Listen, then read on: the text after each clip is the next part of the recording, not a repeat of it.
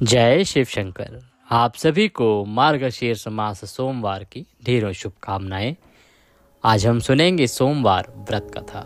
यह कथा बड़ी ही पुण्यदायी है। जिस किसी ने भी इस कथा को सुना है या पढ़ा है, उसे भगवान शंकर के आशीर्वाद से अखंड सौभाग्य मिला है, पुत्र प्राप्ति हुई है। अगर धन की आवश्यकता है, निर्धन ने इस व्रत को कथा को सुना है और किया है तो उसे धन प्राप्त हुआ है। यह कथा भगवान शंकर के आशीर्वाद से आपकी सभी मनोकामनाओं को पूरा करने वाली है। जो व्यक्ति सोमवार का व्रत करता है उसे तो ये कथा पढ़नी या सुननी अवश्य ही चाहिए। यदि कोई व्रत नहीं भी करता है और वह भी इस कथा को सुन लेता है तो इसके पुण्य प्रताप से उसे भी माँ लक्ष्मी का आशीर्वाद प्राप्त होता है और भगवान शंकर के आशीर्वाद से उसकी सभी मनोकामनाएं पूरी होती हैं। मनोकामना पूर्ति के लिए कृपया कमेंट बॉक्स में लिखें जय शिव शंकर या ओम नमः शिवाय। ऐसा लिखने से भगवान शंकर प्रसन्न होते हैं और आपकी सभी मनोकामनाएं पूर्ण करेंगे, साथ ही आपका व्रत अवश्य ही सफल होगा। आइए कथा आरंभ करते हैं। एक नगर में एक बहुत बड़ा धनी व्यापारी रहता था। दूर दूर तक उसका व्यापार फैला हुआ था। नगर के सभी प्रमुख लोग उस व्यापारी को जानते थे, पहचानते थे। उसका बहुत ही मान सम्मान था। बहुत कुछ संपन्न था, सब कुछ उसके पास था, परंतु उसको एक ही दुख था कि उसके कोई संतान नहीं थी, कोई पुत्र नहीं था। इस कारण से वो अपने मृत्यु के पश्चात अपनी मुक्ति के लिए और अपने उत्तराधिकारी के लिए सदा रोता रहता था, चिंतित रहता था। और यही चिंता उसे सदा सताती रहती थी कि उसके जाने के बाद उसके इतने बड़े व्यापार का उत्तराधिकारी कौन होगा, कौन उसको संभालेगा और कौन उसकी मुक्ति के लिए पिंडदान करेगा। इस इच्छा की पूर्ति के लिए वह भगवान शंकर के प्रति पूजा किया करता था। प्रत्येक सोमवार का व्रत करता था, कथा सुनता था, पूजा करता था और सायंकाल को शिव मंदिर में जाकर शिव जी के सामने घी का दिया जलाया करता था। वह नियम का पक्का था। उसके नियम को देख के माता पार्वती अति प्रसन्न हुई। उन्होंने भगवान शंकर से कहा कि प्रभु, आपका ये भक्त नियम से व्रत करता है, पूजन करता है और दिया जलाता है, इसकी मनोकामना पूरी कीजिए। माता पार्वती के इस प्रकार निवेदन करने पर भगवान शंकर ने उन्हें कहा कि देवी, इस संसार में सबको उसके कर्म के अनुसार ही फल की प्राप्ति होती है। जो प्राणी जैसा कर्म करते हैं उन्हें वैसा ही फल प्राप्त होता है। अब शिव जी ने इस तरह से समझाया। उसके बाद भी माता पार्वती ने कहा, नहीं प्रभु, ये तो बड़ा अच्छा व्यापारी है और आपका बड़े मन के साथ आपकी पूजा करता है, इसीलिए इसकी मनोकामना तो आपको अवश्य ही पूरी करनी चाहिए। इस प्रकार से पार्वती जी ने बार बार उनसे अनुरोध किया। अंत में भगवान शंकर बोले कि ठीक है, मैं उसकी इस इच्छा को अवश्य ही पूरी करता हूँ। और माता पार्वती के बार बार कहने पर उन्होंने व्यापारी को पुत्र प्राप्ति का वरदान दे दिया। वरदान देने के पश्चात भगवान शंकर ने माँ पार्वती से बोला कि आपके आग्रह पर मैंने पुत्र प्राप्ति का वरदान तो दे दिया है, परंतु इसका पुत्र 16 वर्ष से अधिक समय तक जीवित नहीं रहेगा।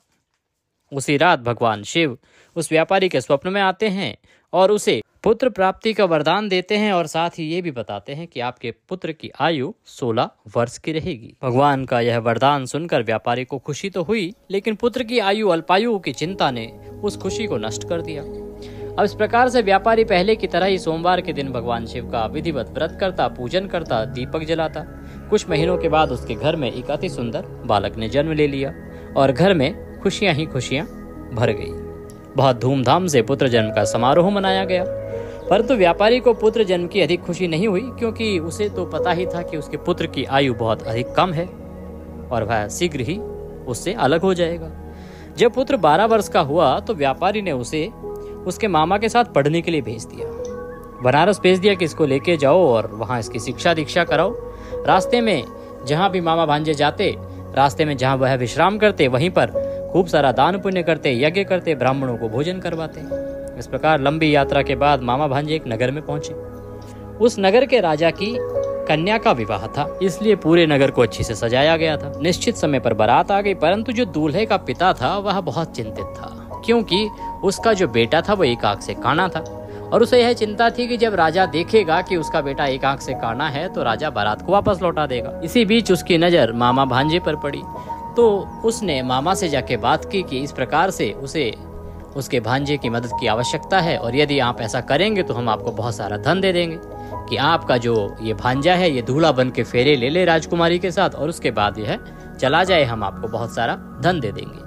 मामा तैयार हो गया और इस प्रकार से उसके साथ राजकुमारी के फेरे हो गए। जब वो वहां से जाने लगा तो उसने राजकुमारी की चुनरी पर लिख दिया कि तुम्हारा विवाह तो मेरे साथ हुआ है और मैं बनारस पढ़ने जा रहा हूँ, और जिसके साथ तुम्हें विदा किया जाएगा वो एक आंख से काना है।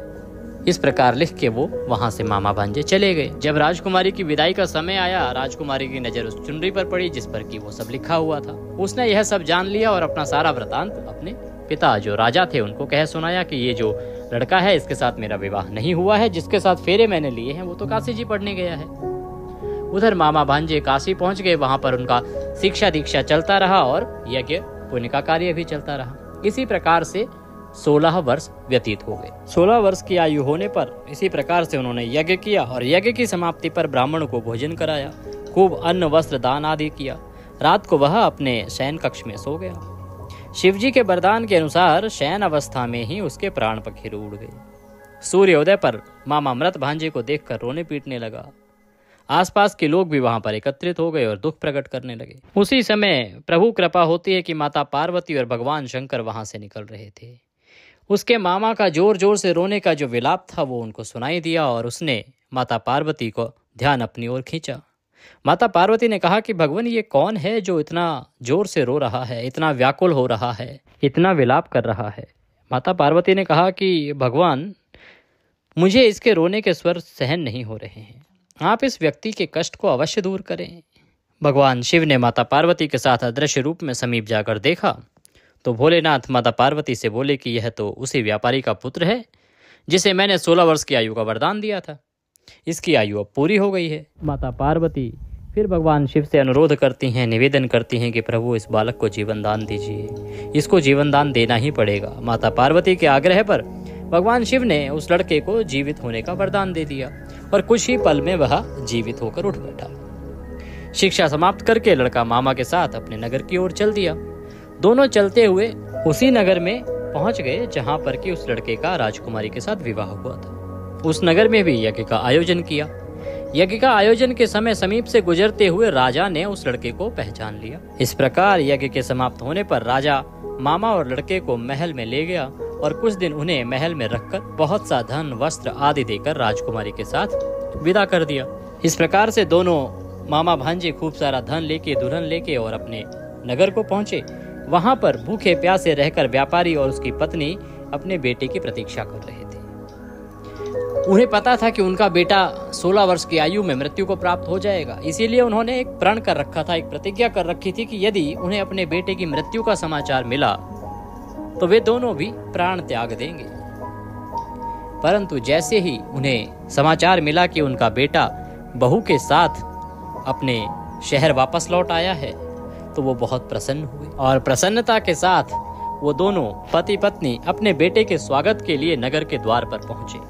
वहां पहुंचकर अपनी पुत्रवधू राजकुमारी को देखकर उनकी खुशी का ठिकाना न रहा। उसी रात भगवान शिव ने व्यापारी के स्वप्न में आकर कहा, हे श्रेष्ठी, मैंने तेरे सोमवार के व्रत करने और व्रत कथा सुनने से प्रसन्न होकर तेरे पुत्र को लंबी आयु का वरदान दिया है। पुत्र की लंबी आयु जानकर व्यापारी बहुत प्रसन्न हुआ। उसने भगवान को कोटि कोटि नमन किया, कोटि कोटि नमन किया। शिव भक्त होने तथा सोमवार का व्रत करने से व्यापारी की सभी मनोकामनाएं पूरी हुई। इसी प्रकार जो भक्त सोमवार का विधिवत व्रत करते हैं और व्रत कथा सुनते हैं, उनकी सभी इच्छाएं भगवान शंकर और माता पार्वती अवश्य ही पूरा करते हैं। बोलिए शंकर भगवान की जय। इसके बाद आप ओम जय शिव ओमकारा आरती कीजिए। आरती करा के भगवान को भोग लगाइएगा और विधिवत अपने व्रत के नियमों का पालन करते हुए अपने व्रत को कीजिएगा। भगवान शंकर अवश्य ही आपकी मनोकामना पूरी करेंगे। अपनी मनोकामना पूर्ति के लिए कृपया कमेंट बॉक्स में अवश्य लिखिए जय शिव शंकर या ओम नमः शिवाय। वैज्ञानिक दृष्टि से देखें तो जब भी आप भगवान का नाम या मंत्र लिखते हैं तो उससे एक ऊर्जा उत्पन्न होती है और वह ऊर्जा आपके जीवन में सकारात्मक परिवर्तन लेके आती है। इसीलिए आपको अवश्य ही कमेंट बॉक्स में लिखना चाहिए जय शिव शंकर या ओम नमः शिवाय। भगवान शंकर की कृपा सभी को प्राप्त हो, सभी की मनोरथ सिद्ध हों और इच्छाएं पूरी हों, यही कामना करते हैं। आप देख रहे थे देवभूमि ज्योतिष संस्थान का यूट्यूब चैनल देवभूमि धार्मिक। चैनल पर नए हैं और अच्छी जानकारी प्राप्त करते रहना चाहते हैं तो कृपया चैनल को सब्सक्राइब करते जाइए। जय शिव।